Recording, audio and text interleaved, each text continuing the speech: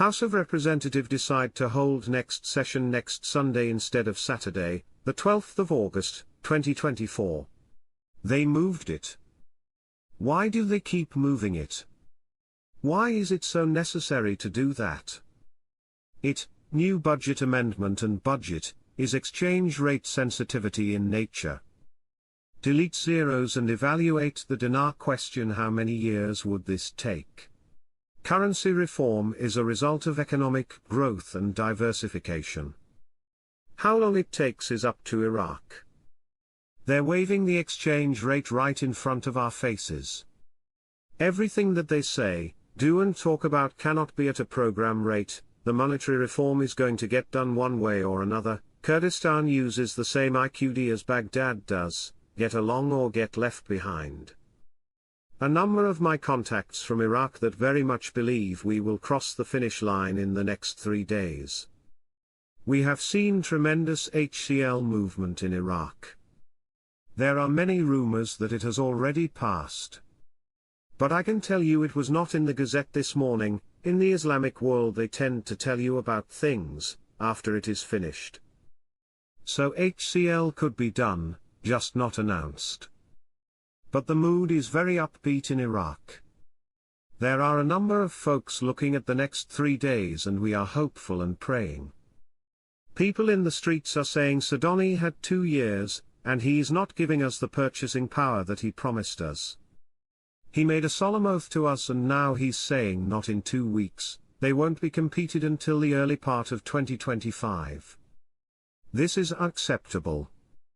Frank, it's not Sudani that said that. It's this economy idiot, and he doesn't represent Sudani.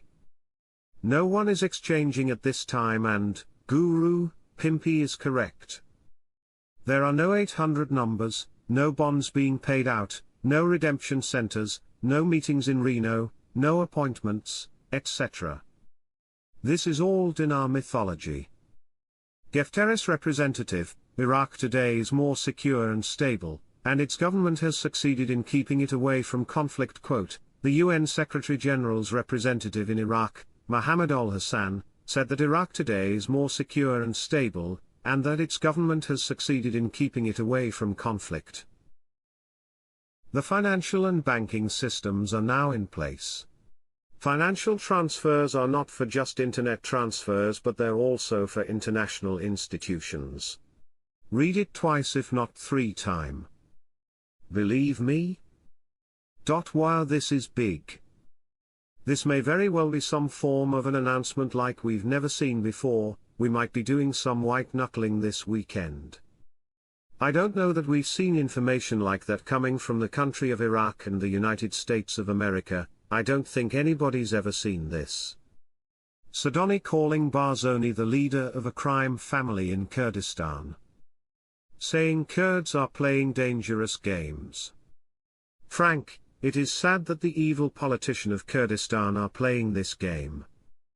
There will always be cockroach in every government nook and cranny. This is their last attempt to stop his monetary and economic reforms.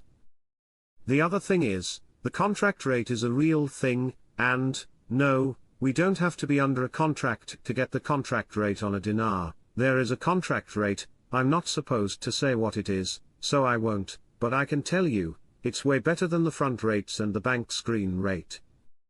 It's way higher, and it's because President Trump wants to get the best we can possibly get on the dinar. And that's what the 800 numbers will give you access to through the call centers, and we'll end up getting transferred directly to that redemption center that corresponds closest to the zip code that we enter when we're calling the call center through the number. We're not going to be using banks. Some of the redemption centers are next to banks. Connected to banks. Some are wealth management offices. Some are completely different. It has designed this way so that those who use the redemption centers would get the best rates, especially on dinar and quite possibly also on dong and some of the other currencies. There has been a comment that was put out, that said that Bruce doesn't know what he's talking about when it comes to contracts or redemption centers. Well, let me tell you why I know what I know. We have the leaders that we talked to personally at 5 different redemption centers, so we're getting the straight scoop from redemption center leaders, and it's tightened up because they're under brand new NDAS. When I tell you that there are over 6,000 redemption centers in the United States, you can take it as fact they're very real, and they're happening, and that's what we're going to be using.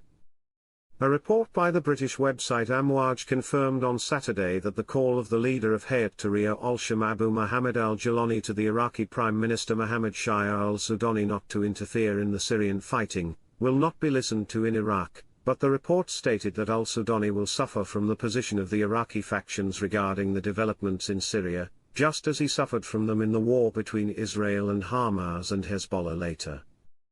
The British report, translated by Shafaq news agency, indicated that despite the call made by al-Jilani, who says he has abandoned his ties to al-Qaeda, al-Sudani stressed his continued support for the Syrian government, while at the same time continuing to reject calls from his allies from the Iraqi forces that called for direct intervention against the attack of Hayat Tahrir al-Sham, which is classified as a terrorist organization by the United States. The report mentioned a statement by one of al-Sudani's advisors, Hussein Alawi, hours after al-Jilani's video that he directed to the Iraqis, where the Iraqi advisor said that the Iraqi government will not stand idly by, while the other advisor, Fadi al-Shamari, said that Iraq will not intervene directly militarily by sending forces from the Popular Mobilization Forces. Political positions. The report reviewed a group of positions of Iraqi political forces, including the leader of the Sadrist movement, Muqtada al-Sadr, who called for avoiding intervention, and former Prime Minister Nouri al-Maliki, who said, "We are not neutral and we will fight anywhere in defense of Islam and Muslims. The events in Syria are just the beginning of a new project, and we must protect Iraq from sleeper cells anywhere through national unity." The report also discussed the positions of the head of the Popular Mobilization Authority, Folay al-Fayyad, and the spokesman for the Hezbollah brigades, Jafar al-Husseini, who threatened al-Jilani and his organization. The report stated that al-Sudani's clear commitment not to interfere in Syria came after great ambiguity about whether this also applies to the armed groups supported by Iran that fall outside the scope of the Iraqi army or that have an ambiguous relationship with it. Although al-Sudani is considered the supreme commander of the armed forces and the Popular Mobilization Forces are part of the regular forces, but there are differences and competition between the factions within its framework.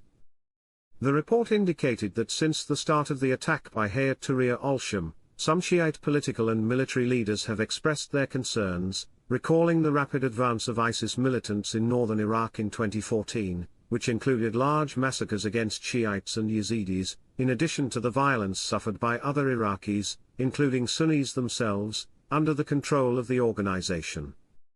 Axis of resistance. The report noted that other Iraqi leaders expressed their concerns regarding the axis of resistance led by Iran, which brings together Iraqi, Yemeni and Lebanese forces in addition to the Syrian government. These concerns are linked to the possibility that the fall of the Assad government will disrupt the supply lines of weapons and fighters between the members and forces of the Axis, given the centrality of Syria's location, which has led some to describe it as the Achilles heel of the network of Axis countries. The report continued by saying that in light of these geopolitical dynamics, and with the attack led by the Hayat Tahrir al-Sham organization on the same day that the ceasefire between Israel and the Lebanese Hezbollah came into effect, this raised accusations